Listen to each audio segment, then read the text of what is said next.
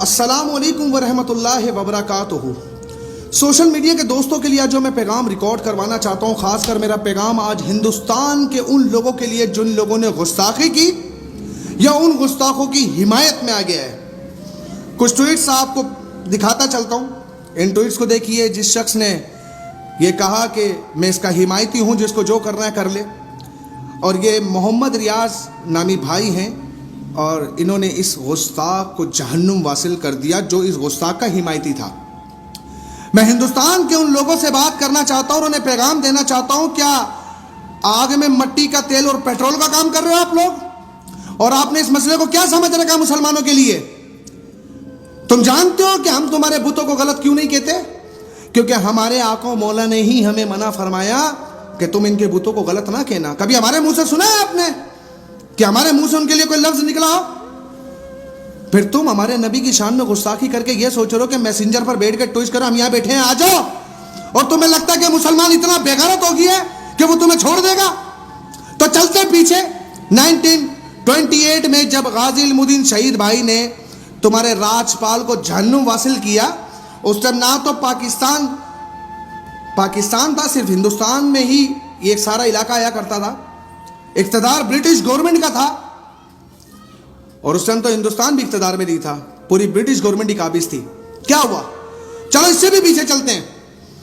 جنگ یمامہ 1200 صحابہ کی شہادت ہوئی۔ یہ میرے آقا و مولا کی پردہ کرنے کے بعد ایسی جنگ تھی، ورنہ 258 یا 259 صحابہ کی شہادت تھی کم و بیش۔ لیکن یہ کیسی جنگ چھڑ گئی جس میں 1200 صحابہ شہید ہو گئے؟ میرے نبی کے ختم نبوت پہ ڈاکہ ڈالا۔ میرے نبی کی ناموس پہ کوئی حملہ کرے یا میرے نبی کی ختم نبوت پہ کوئی ڈاکہ ڈالے، مسلمان کبھی برداشت نہیں کر سکتا۔ ہماری ایک جان تو کیا، ہماری لاکھوں جانیں قربان، ہمیں کوئی فرق نہیں پڑتا۔ ہم دعائیں کرتے ہیں کہ اللہ پاک مرنا تو ویسے ہی ہے نا، تو کیوں نہ تیرے محبوب کے نام پر یہ جان قربان ہو جائے۔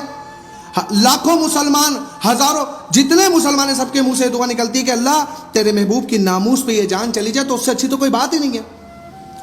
تمہیں ایک بڑے مزے کی بات بتاتا ہوں، یہ چاہے کتنے ہی بے ایمان ہو جائیں پولیٹیشنز، چاہے کتنے ہی گر جائیں، نبی کی ناموس پر یہ کبھی بھی سمجھوتا نہیں کریں گے، نبی کی عزت پر یہ سمجھوتا نہیں کریں گے۔ سو چکے ہیں، مرے نہیں ہیں۔ یہ چیزیں جاگ گئے نا، تو بات ابھی تو صرف سعد رضوی نے کی تھی کہ جھنڈا تمہارے لال قلعے پہ شاید برسوں میں لگایا جائے، ورنہ لبیک والے آگے تو گھنٹوں میں لگ جائے گا۔ اس وقت پر اگر یہ آرمی کے لوگ گھس گئے نا، تو یاد رکھنا شاید یہ کام سیکنڈوں اور منٹوں کا ہو جائے گا۔ یہ کیونکہ تم اس فوج سے پنگا لے رہے ہو کہ جو فوج نوکری کے صرف پیسوں کے لیے نہیں کرتی، وہ تو شہادت کے لیے نوکری کرتی ہے۔ کس پاکستان کے آرمی آفیسر سے پوچھو کسی سے کہ تم پیسے کو لیے کرتے ہو؟ وہ تو شہادت کے جذبے سے سرشار ہیں کہ اللہ ہمیں شہادت دے دے، اور تم اس میٹر کو چھیڑ رہے ہو جہاں پر اس کا ایمان کامل ہوتا ہے، اور وہ کامل ایمان اپنے نبی کی ناموس پہ پہرا دے کر اور اس کی عزت پر پہرا دیتے ہوئے زندگی گزر جائے، یا وہ موت واقع ہو جائے، تبھی ہوگا۔ اس سے بڑی سعادت تو کوئی ہو نہیں سکتی۔ میں تمام ہندوستان کے ان لوگوں کو پیغام دینا چاہتا ہوں جو اس وقت اس مسئلے کو بہت سافٹ کارنر لے کر چل رہے ہیں اور سوچ رہے ہیں کہ یار تمہارا مسلمان وہیں کا نہیں چھوڑے گا تم کو، یہ تو عالمی دنیا کی جنگ چھڑ جائے گی۔ تمہیں کیا لگ رہا ہے؟ تم کتنے اس بات پہ روک کر رہے ہو کہ جی پاکستان آگو، پاکستان کو سائڈ میں رکھ دو، یا ترکی ہے، کتنے مسلمانوں کی، یمن، شام، کتنے مسلم ملکوں کے نام لوں، یہ سب لپٹ پڑیں گے تمہارے اوپر، اور اس وقت پر شاید تمہارے لیے بھاگنے کا راستہ نہ بچے۔ ایک بات یاد رکھنا کہ ہو سکتا ہے پاکستان کی جنگ ہو، لیکن ایسا ہو بھی نہیں سکتا۔ یہ قیامت تک ملک قائم رہے گا انشاءاللہ عز و جل۔ یہ ملک اللہ اس کے رسول کے حکم سے بنا ہے۔ لیکن ایک لمحے کے لیے مان لو اگر یہ جنگ ہو بھی جاتی ہے، تو تمہیں کیا لگتا ہے پاکستان نہیں بھی رہتا، تو تمہیں کیا لگتا ہے اس کے پاس جو غوری، شاہین، عبدالی، جتنے بھی اس کے پاس میزائل پڑے، یہ ہندوستان میں ایک بندے کو نہیں چھوڑے گا؟ الحمدللہ پاکستان اس وقت اس پاور کے اندر موجود ہے، لیکن اس کو بھی سائڈ میں رکھتے ہیں، تو تمہیں یہ عالمی دنیا سے کون بچائے گا جو مسلمان بیٹھے ہیں؟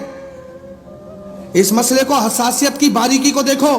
مجھے گالی دو، میری ماں کو گالی دو، کوئی فرق نہیں پڑتا، شاید جھگڑا نہ ہو، میں برداشت کر جاؤں، لیکن میرے نبی کے ساتھ یہ معاملہ نہ کرو، کوئی مسلمان برداشت نہیں کرے گا۔ اور اس وقت پر شاید تمہیں افسوس ہو۔ یہ گیرٹ ولڈر سے لے کر ہر اس گستاخ کے لیے پیغام ہے جو کتے کی طرح بھونک رہا ہے وہاں پر شاید کتا تو اصحاب کہف میں سے وہ بھی نہیں بھونک سکتا، بلکہ وہ تو گستاخوں پہ بھونکے گا. تم حرام کیوں؟ بیسیکلی میرا رب فرماتا جو میرے نبی کا گستاخ ہے وہ اپنے اصل سے نہیں ہے تو وہ حرام کا ہے. اپنے اس معاملے کو نا سارٹ آؤٹ کر لو، اس گستاخ کو سزا دے دو، ورنہ تم جتنی بار سر اٹھاؤ گے مسلمان تمہیں کچلتا ہوا نکل جائے گا، کیونکہ یہ معاملہ میرے نبی کی عزت کا ہے. میں تمام لوگوں کو کہتا ہوں اپنے کمنٹس میں بتاؤ کہ تم لوگ کیا چاہتے ہو. السلام علیکم ورحمۃ اللہ وبرکاتہ.